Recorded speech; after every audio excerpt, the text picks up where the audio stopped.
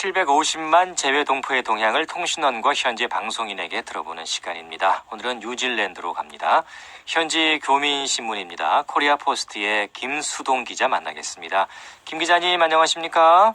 네, 안녕하세요. 뉴질랜드입니다. 네, 뉴질랜드가 지난 10월 1일부터 전자여행증 제도 시행에 들어갔는데요. 아직까지도 잘 모르는 분들이 많으신 것 같습니다. 이게 좀 어떤 건지 설명부터 해주시죠. 네, 10월 1일부터 뉴질랜드를 관광 목적으로 방문하는 한국인들은 전자여행증을 발급받아야 합니다. 뉴질랜드 전자여행증은 지금까지 사증을 면제받고 있는 한국을 포함한 약 60개 국가를 대상으로 시행하고 있는데요. 전자여행증이 없다면 10월 1일부터는 뉴질랜드행 항공기 탑승이 거절될 수 있습니다. 공식적으로 전자여행증을 발급받을 수 있는 방법은 두 가지입니다. 뉴질랜드 이민국 웹사이트와 이민국 모바일 앱을 이용하는 방법이 있는데요. 만약 모바일 앱을 이용한다면 뉴질랜드 달러 9달러의 수수료를 지불해야 합니다.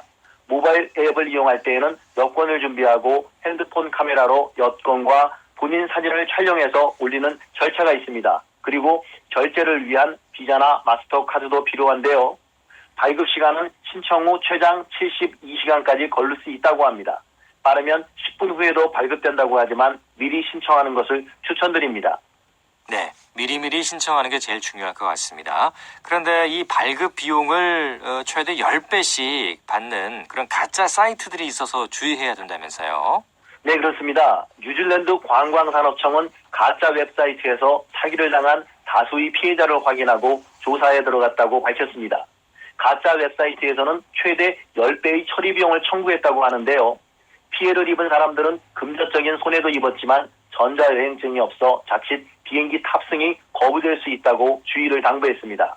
정상적인 절차로 이민성 웹사이트에서 전자여행증을 신청하면 12달러의 비용이 들고 이민성 모바일 앱을 이용하면 9달러의 비용이 듭니다.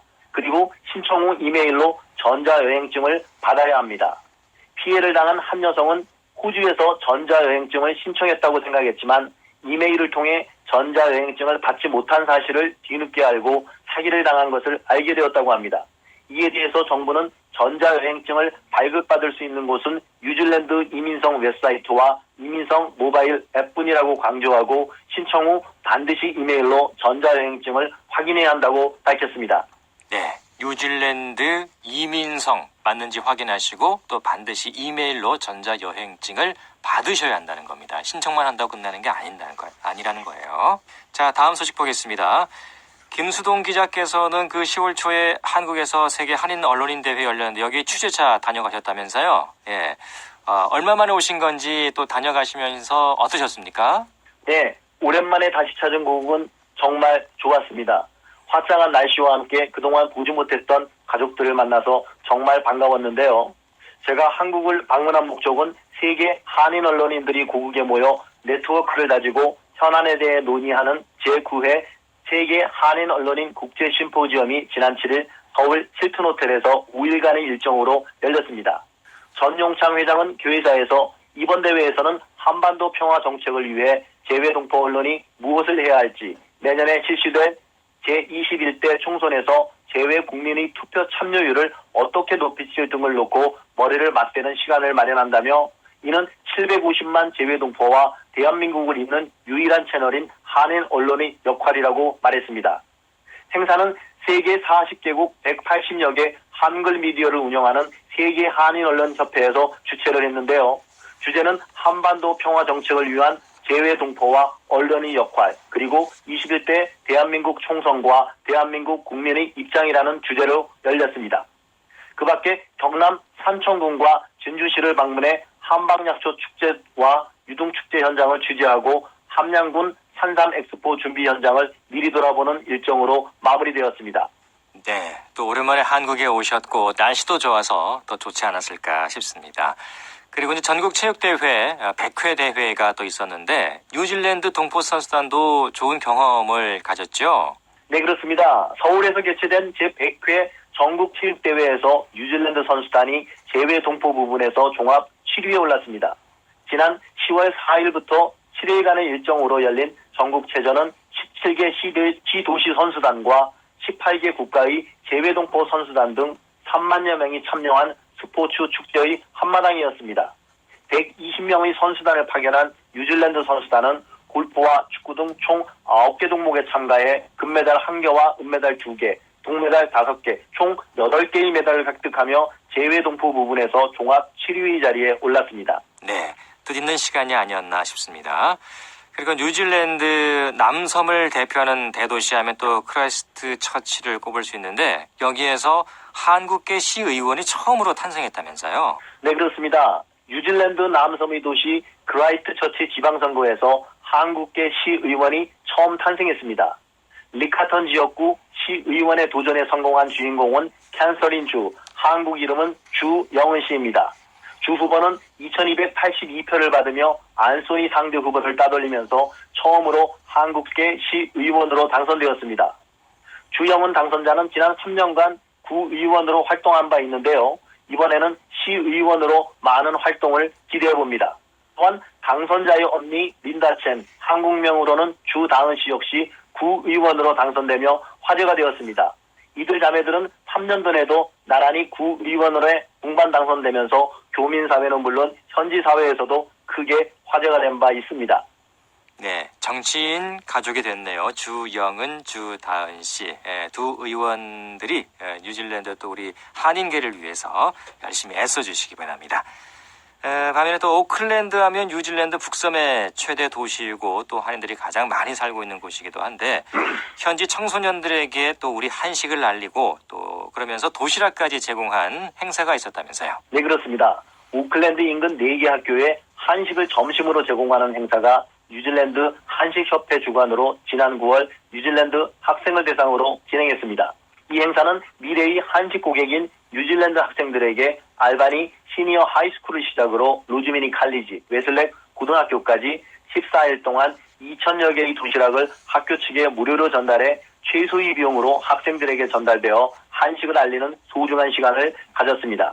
뉴질랜드 한식협회 소속 한국 식당들이 참여한 이번 행사는 농축수산식품부 산하 한식진흥원의 약 50% 지원을 받아 학생들에게 제육볶음과 불고기, 비빔밥, 잡채, 떡볶이 등 5가지 메뉴를 선택하게 만들었는데요. 여학생들에게는 가장 인기 있었던 메뉴가 떡볶이 음식이고 남학생들에게는 제육볶음이 인기가 좋았다고 합니다.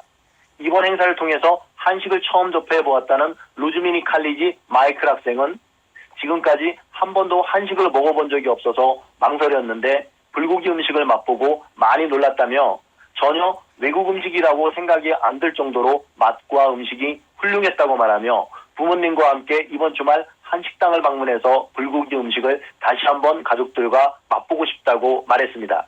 네, 아무래도 한식을 접하기 힘들 텐데 떡볶이 또 제육볶음 약간 매울 수도 있는데 또 현지에 있는 학생들이 맛있게 먹었다고 하니까 참 반갑습니다.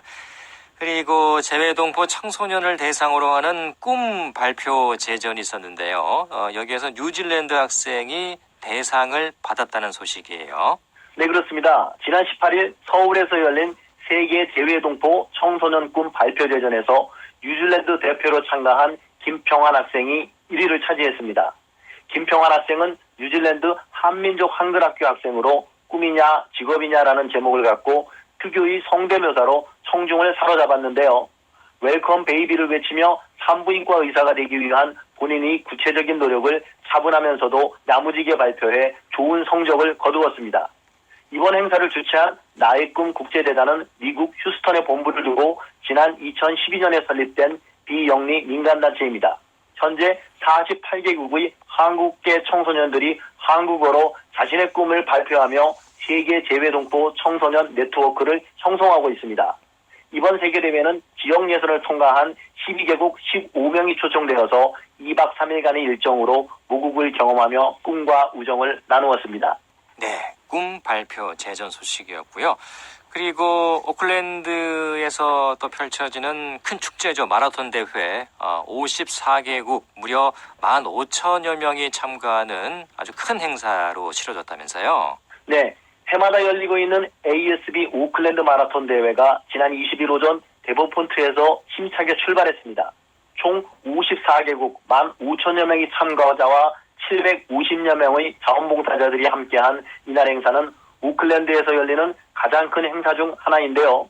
참가자들은 데본포트를 출발해서 하버브리지를 통과해 빅토리아 파크까지 달리는 행사였습니다. 참가 종목도 다양하게 풀코스 마라톤과 하프 마라톤, 휠체어 마라톤, 핸드사이클 마라톤, 어린이 마라톤 등 많은 참여자들이 마라톤과 함께 즐거운 하루를 보냈습니다.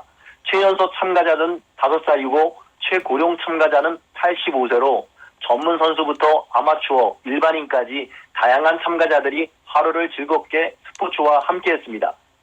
교민 학생으로 이번 대회에 참가한 17세의 존 킴 학생은 평상시 수영으로 단련된 체력으로 완주에 자신이 있었지만 하버브리지 오르막에서 포기하고 싶을 정도로 많이 힘들었다면서 처음으로 마라톤 스포츠에 도전해서 정말 기쁘다고 이야기했습니다.